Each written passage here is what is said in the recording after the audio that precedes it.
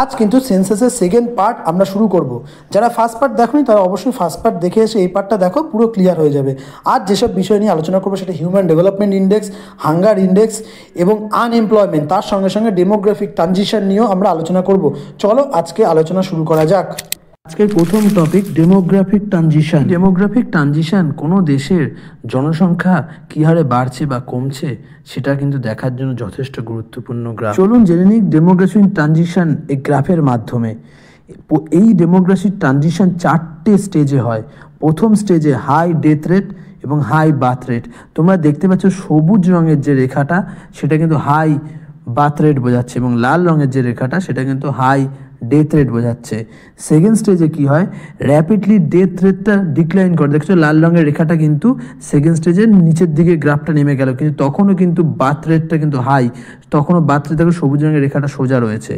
এরপরে যে third stage সেখানে কিন্তু হট করে আমাদের বার্থ রেটটা ডিক্লাইন করে। দেখো থার্ড যে স্টেজে বার্থ রেটটা ডিক্লাইন করছে এবং ফোর্থ যে স্টেজে সেখানে কিন্তু বার্থ রেট এবং ডেথ রেট দুটোই কিন্তু লো এবং বলতে গেলে যে পপুলেশন গ্রোথ রেট এটা কিন্তু খুব কম থাকে।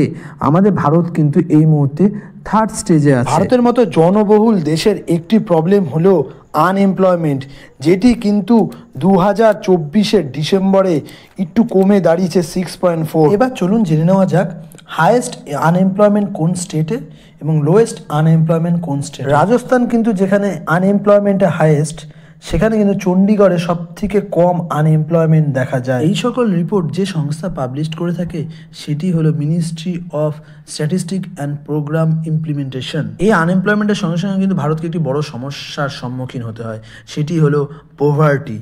ভারতের কিন্তু এই পোভার্টি ইরাডিকেট করার জন্য গভর্নমেন্ট বিভিন্ন রকম সোশ্যাল সিকিউরিটি স্কিম এনেছে। তারই ফল 2013-14 সালে পোভার্টি যেখানে ছিল 29.17, সেখানে 22-23 সালে কিন্তু ডিক্লাইন করা হয়েছে 11.28। তবে আর একটা গুরুত্বপূর্ণ বিষয়, আমাদের বিলো পোভার্টি লাইন কিন্তু যে মানুষরা বাস করে তাদের কিন্তু ডিক্লাইন করে আন্ডার 5% চলে এসছে। আর এই পোভার্টি যে রেট সেটা কিন্তু আমাদের পাবলিশ করে নীতি আয়োগ। ইন্ডিয়ার আর একটা গুরুত্বপূর্ণ সমস্যা হলো হাঙ্গার ইন্ডেক্স। এই হাঙ্গার ইন্ডেক্সে কিন্তু 127টা দেশের মধ্যে ইন্ডিয়া 105 নম্বরে রয়েছে। ইন্ডিয়া যেমন আস্তে আস্তে ডেভেলপ করছে, এরই সঙ্গে সঙ্গে মানুষের কত ডেভেলপড হচ্ছে সেটা জানার জন্য কিন্তু আমাদের যে ইন্ডেক্স ইউজ করি সেটা হলো HDI অর্থাৎ হিউম্যান ডেভেলপমেন্ট ইন্ডেক্স। HDI 4টে পিলারের ওপর কিন্তু নির্ভরশীল।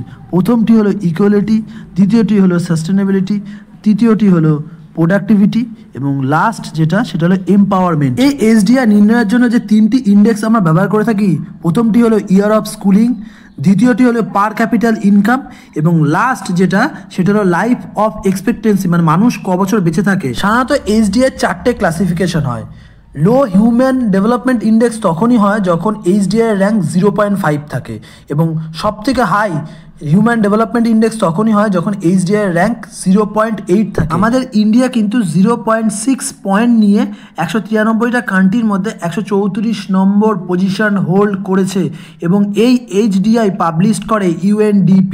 এবার চলুন জেনে নিই ইন্ডিয়ার কবে পপুলেশন গ্রোথ খুব বেশি হয়েছিল, কবে পপুলেশন গ্রোথ খুব ডিক্লাইন করেছিল। 1921 সাল, তখন ইনফ্লুয়েঞ্জা ভাইরাসের মহামারী এবং দুর্ভিক্ষর কারণে জনসংখ্যা প্রচুর কমে গেছিল। এই জন্যই 1921 সালকে ইয়ার অফ গ্রেট ডিভাইড বলা হয়ে থাকে। এ তো হয়ে গেল জনসংখ্যা সবথেকে কম কোথায় বৃদ্ধি পেয়েছিল। এবার আমাদের জানতে হবে জনসংখ্যা সবথেকে কখন বৃদ্ধি বেশি পেয়েছিল বা সবথেকে গ্রোথ রেট বেশি ছিল। সেটা কিন্তু 1951 থেকে 1981 সাল অবধি। সেই সময় কিন্তু প্রায় 36 কোটি থেকে প্রায় 68 কোটিতে জনসংখ্যা পৌঁছে গেছিল। এরপর থেকে কিন্তু জনসংখ্যা বৃদ্ধির হার দিনকে দিন বেড়েই গেছে। এর সঙ্গে বলতে হবে এই গত 10 বছরে জনসংখ্যা যে জায়গায় সব থেকে বেশি বৃদ্ধি পেয়েছে সেটি হলো মেঘালয়। মেঘালয়ের জনসংখ্যা বৃদ্ধির হার সব থেকে বেশি। তবে ডিস্ট্রিক্টের দিক থেকে দেখতে গেলে কিন্তু ভারতের অরুণাচল প্রদেশের কুমেরি জেলার কিন্তু সব থেকে জনসংখ্যা বেশি বৃদ্ধি পেয়েছে এবং গত 10 বছরে সকল ইউনিয়ন টেরিটরির মধ্যে দাদরা নগর হাভেলির জনসংখ্যা বৃদ্ধির হার সব থেকে বেশি। এরই সঙ্গে জানতে হবে কোন রাজ্যে গত 10 বছরে জনসংখ্যার বৃদ্ধির হার সব থেকে কম এবং কোন ইউনিয়ন টেরিটরির জনসংখ্যা বৃদ্ধির হার গত 10 বছরে সব থেকে লোয়েস্ট। যে রাজ্যটির জনসংখ্যা সব থেকে কম বৃদ্ধি পেয়েছে সেটি হলো নাগাল্যান্ড। এছাড়াও ইউনিয়ন টেরিটরির মধ্যে জনসংখ্যা সব থেকে কম বৃদ্ধি পেয়েছে লাক্ষাদ্বীপ এবং জনসংখ্যা বৃদ্ধির দিক থেকে যে জেলাটা জনসংখ্যার বৃদ্ধির হার গত 10 বছরে সবথেকে কম সেটা নাগাল্যান্ডের লংলে জেলা। তোমাদের কিন্তু আমি আগের ভিডিওতেই পপুলেশন সম্বন্ধে সকল ইনফরমেশন দিয়েছি। এইবার চাইল্ড পপুলেশন নিয়ে ইনফরমেশন দেব।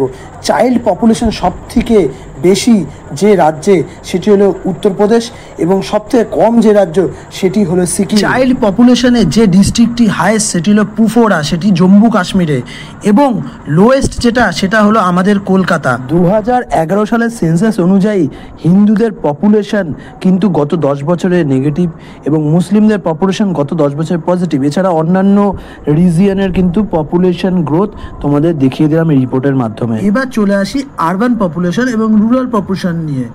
আরবান পপুলেশন ইন্ডিয়াতে আছে 31.02% এবং রুরাল পপুলেশন আছে 68.8%। এবার চলো জেনে নেওয়া যাক আরবান পপুলেশন এবং রুরাল পপুলেশনে কোন স্টেট প্রথম স্থান অধিকার করেছে। আরবান পপুলেশনের যে স্টেটটা প্রথম স্থান অধিকার করেছে সেটি হলো গোয়া, যেখানে 62.17% লোক কিন্তু আরবান এরিয়ায় থাকে। পরবর্তী স্টেটটি হলো নর্থ ইস্টের স্টেট মিজোরাম, যেখানে প্রায় 52.11% লোক কিন্তু আরবান এরিয়ায় থাকে। থার্ড আরবান পপুলেশন স্টেটটি হলো তামিলনাড়ু, যেখানে প্রায় 48.40% লোক শহরে থাকে। এবার চলে আসি রুরাল পপুলেশনে। রুরাল পপুলেশন দিক থেকে কিন্তু আমাদের ফার্স্ট স্টেট হলো হিমাচল প্রদেশ এবং সেকেন্ড যে স্টেট সেটি হলো বিহার। আশা করি তোমাদের সেকেন্ড পার্ট এবং ফার্স্ট পার্ট মিলিয়ে আমার কিন্তু সেন্সাসের ভিডিও অলমোস্ট কমপ্লিট হয়ে গেল।